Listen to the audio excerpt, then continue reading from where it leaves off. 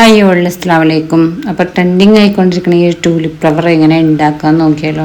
അപ്പോൾ 4 ഇഞ്ച് വീതി 4 ഇഞ്ച് നീളമുള്ള സാറ്റിൻ്റെ ഒരു ക്ലോത്ത് വെച്ചിട്ടാണ് നമ്മൾ ഈ ഒരു ഫ്ലവർ ഉണ്ടാക്കിയെടുക്കുന്നത് കേട്ടോ.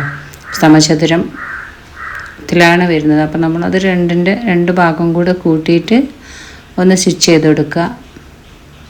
അങ്ങനെ 4 ഫ്ലവറാണ് നമ്മൾ ഉണ്ടാക്കുന്നത്. അങ്ങനെ 4 പീസ് നമ്മൾ സ്റ്റിച്ച് ചെയ്തിട്ട് എടുക്കുന്നുണ്ട് കേട്ടോ. അപ്പോൾ വളരെ ഈസി ആയിട്ട് സിമ്പിളായിട്ടും ചെയ്യാൻ പറ്റുന്ന ഒരു ഫ്ലവറാണ്. അതുപോലെ തന്നെ നല്ല ഭംഗിയാണ് ഫ്രോക്കിൽ വെച്ച് കഴിഞ്ഞാൽ. ഇപ്പോൾ നല്ല വൈറലായിട്ട് ഓടിക്കൊണ്ടിരിക്കുന്ന ഒരു ഫ്ലവറാണല്ലോ. അപ്പോൾ അതിനെല്ലാം നമ്മളൊന്ന് മറിച്ചെടുക്കുന്നുണ്ട്. സാറ്റിൻ്റെ ക്ലോത്തുകളൊക്കെ നമ്മൾ കൂട്ടി സ്റ്റിച്ച് ചെയ്തതാണ് കേട്ടോ.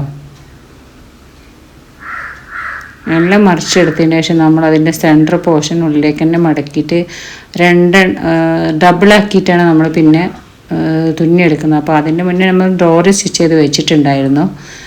അപ്പോൾ നമ്മൾ 2 ഡബിളാക്കി പിടിച്ചതിന് ശേഷം ഒന്ന് സൂചി നൂലും വെച്ചിട്ടൊന്ന് തുന്നിയെടുക്കുകയാണ്.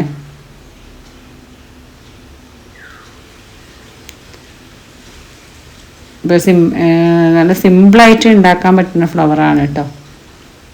സൂചി നൂലും വെച്ചിട്ടൊന്ന് തുന്നി ചുരുക്കുന്നതിന് മുമ്പ് നമ്മൾ അതിൻ്റെ ഡോറിങ് കൂടെ അതിൻ്റെ ഉള്ളിലോട്ട് കയറ്റി വെക്കണം.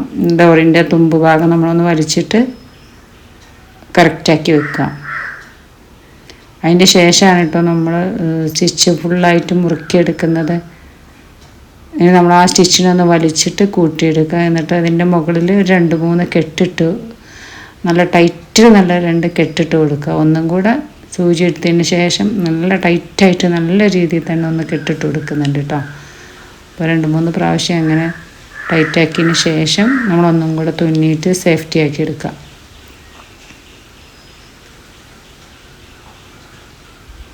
ഇനി അതിൻ്റെ തുമ്പ് ഭാഗം ഒന്ന് കട്ട് ചെയ്തിട്ട് വൃത്തിയാക്കി എടുക്കുക. ഇനി മറിച്ചിട്ട് കൊടുക്കുകയാണ് കേട്ടോ ചെയ്യുക.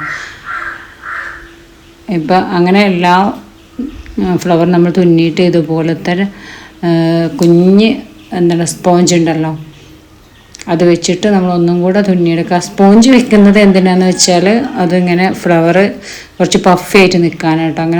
അങ്ങനെ പഫായിട്ട് നിൽക്കുമ്പോഴാട്ടോ ഈ ഫ്ലവർ ഒന്നും കൂടെ കാണാൻ ഭംഗി. അപ്പോൾ നമ്മൾ തുന്നിയെടുക്കുമ്പോൾ ഷേപ്പിൽ തുന്നിയെടുക്കാനും കൂടെ ശ്രദ്ധിക്കണം.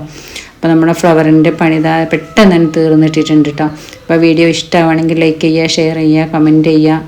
സബ്സ്ക്രൈബ് ചെയ്യാതെ കാണുന്നവരുണ്ടെങ്കിൽ സബ്സ്ക്രൈബും കൂടെ ചെയ്ത് നമ്മളെ സപ്പോർട്ട് ചെയ്യണേ.